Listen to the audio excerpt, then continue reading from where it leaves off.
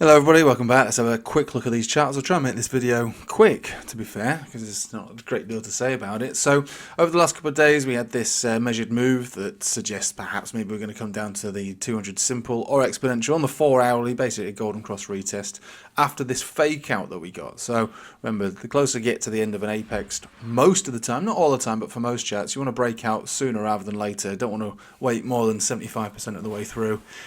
Because if it does, it usually results in a counter move. So we've got the breakout, fake out, breakdown, support, and then continuation, really.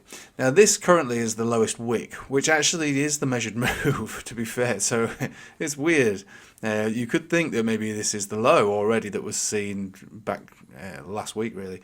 But there is also still a chance that we do continue on. So what we've got at this point now is a resistance trend line, which is also the 4 hourly Bollinger Band center, where we've more or less got rejected from, more or less now. And so if we get rejected from here, then yeah, I think this measured move basically gets revisited either to 93,451, which is where it is at the moment, or the exponential, which is 92,061. We've got the hidden ball, which is playing from this last wick, and also the candle body low. That's definitely worth recognizing. It's the candle body low rather than the wicks. This is the lowest candle body out of these downtrends. So this is the lowest it closed on a 4 hourly. Closures count for a lot. Wicks tell a story, liquidation for the most part. Candle bodies are agreed price, and this is the low. So I've repeated that 3 times. You get what I'm saying, right? So we are looking probably for a rejection to a lower low on a candle body basis, and not a wick. So we could even just trickle down to the bottom of this Bollinger Band, 95.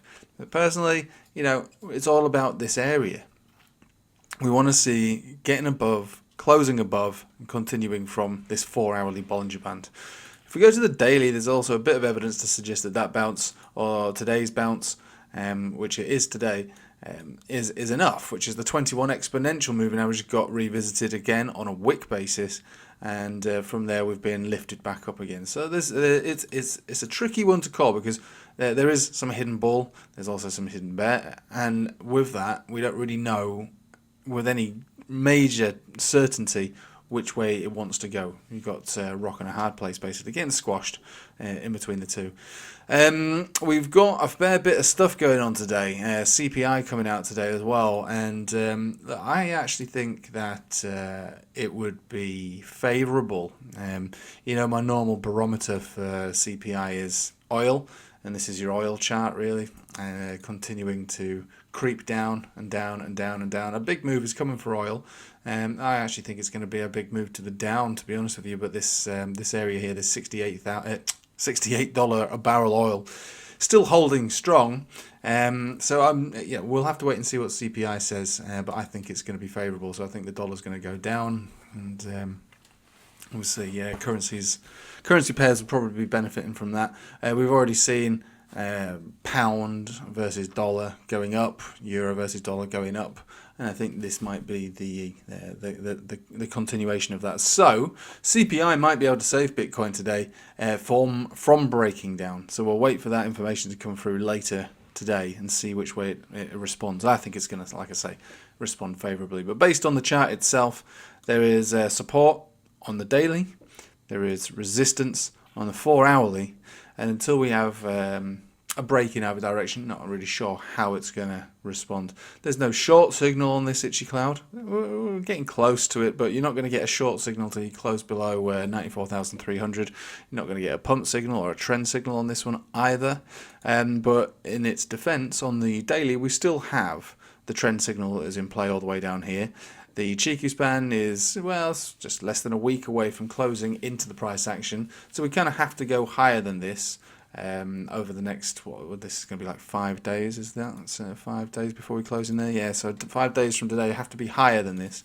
Otherwise, this trend signal from here has been cancelled out, and it might cause, and again, it's not a signal in itself, it's just a signal to say if you entered into Bitcoin on this, then you exit on this. And if that was the case, that's where the candle was born, and you'd exit around there. It was a 43% move, and that's what the signal's all about. It's not saying that you're going to do a 10 billion% move. It just says enter exit, enter, exit, enjoy the profit. That's all it's saying. It's a signal, you know. I know someone out there going, what a rubbish signal, 43%.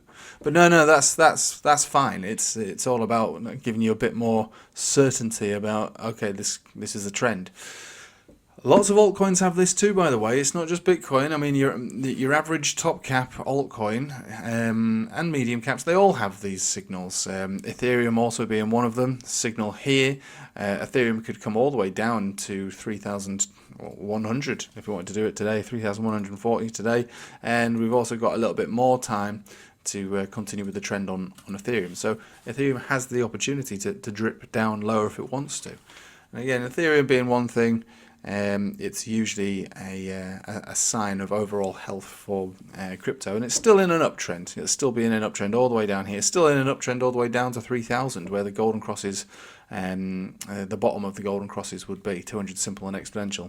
So if we do see continuation down, bang, bang, bang, you could see a max move of around 19% from today's price action on Ethereum, and still pretty much be okay.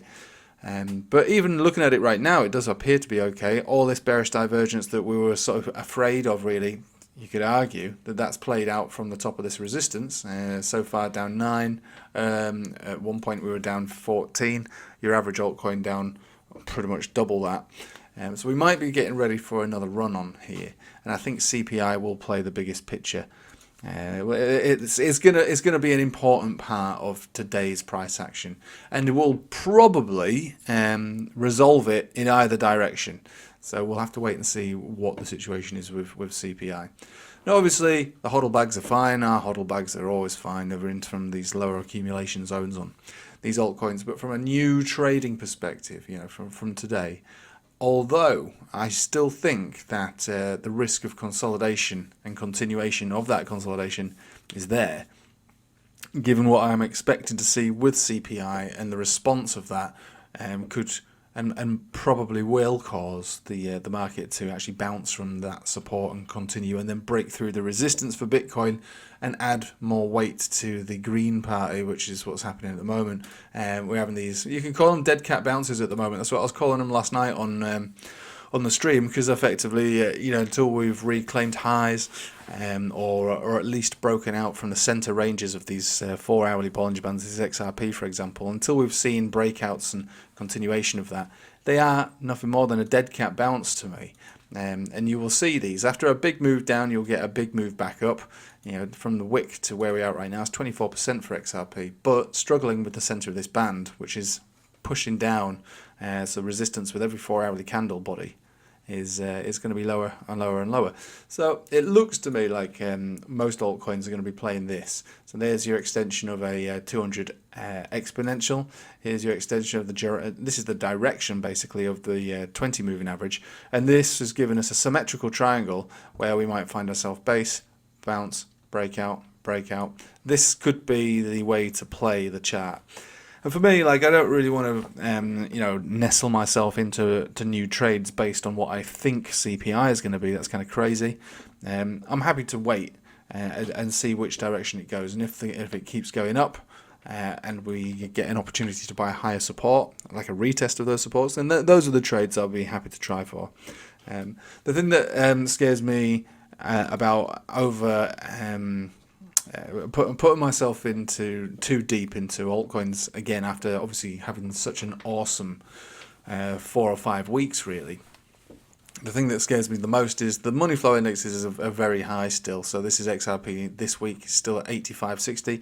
You know, it peaked at its absolute peaked at 94, almost 95, which on a weekly is a no-go, absolutely no-go. That's like really kind of scary place to think about entering a trade. Most of the time I always exit trades when I see those overheated reads. Doesn't mean it's the top, it just means that the risk is getting too high. It's not comfortable, it's very uncomfortable, and it just doesn't warrant buying anything, especially when you're floating outside of a Bollinger Band with a money flow index in the 90s, especially up to 95.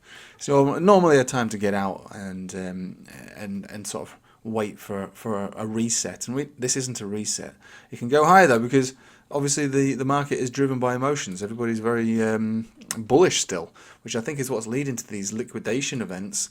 We had a couple of really big ones recently, like over $1 trillion, a ridiculous amount of liquidation.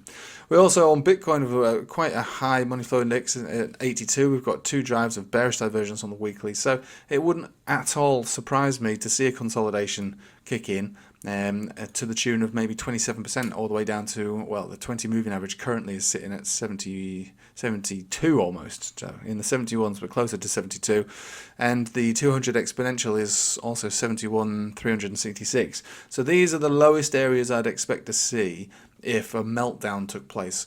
And it doesn't even have to be a meltdown. It could just be a rejection and a consolidation that takes us towards the end of this month. And it can happen quite fast, but generally towards the end of this month. So not looking to overtrade this. November was so good that really I don't feel compelled to want to jump back in too soon.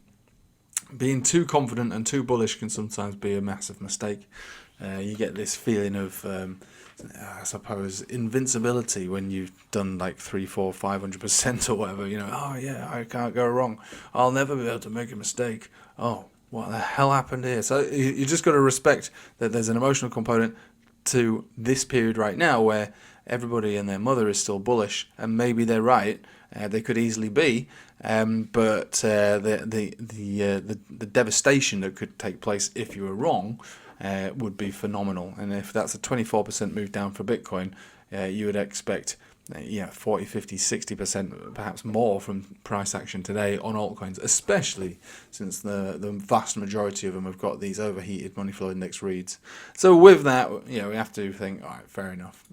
Let's have a little think about really what's going on. But looking at them on their own charts, XRP being like a ridiculous example, but 34% actually is not that bad considering where it's come from. That's not that bad. We were looking at a lot of these on the stream last night. Tron got hit very hard, but again, it also went parabolic, didn't it? Very quick. So this has always been the message that I've been trying to hit home to everybody, especially after positioning themselves in these accumulation areas like a couple of months ago. I said, look, when this finally breaks out and we do go crazy, you're going to have big moves up and big moves down. So your hodl bags, you're going to have to be in control of those. You're going to see huge swings on your portfolio. It'll be euphoric, and then it'll be devastating. Then it'll be euphoric, then it'll be devastating. This is the nature of it, really. But because it went up so fast, faster than I expected, I still think that 34% from wick to wick is not that bad, really, for something like XRP. I would really be thinking that there's a very strong chance that this is just the start, and we do come down lower. So in XRP's case, 160, maybe even below $1 at some point, if this consolidation picks up pace, which again, there's evidence for that as of this very moment in time, based on the formation, based on the rejection. So we'll see. It's all about sort of breaking out, retesting, and continuing, and CPI, like I said, will probably help resolve that, and we will know that today. Right. I'll leave it with you there. Nothing much more to say. Thanks for watching. Hope you have a nice day. Take it easy.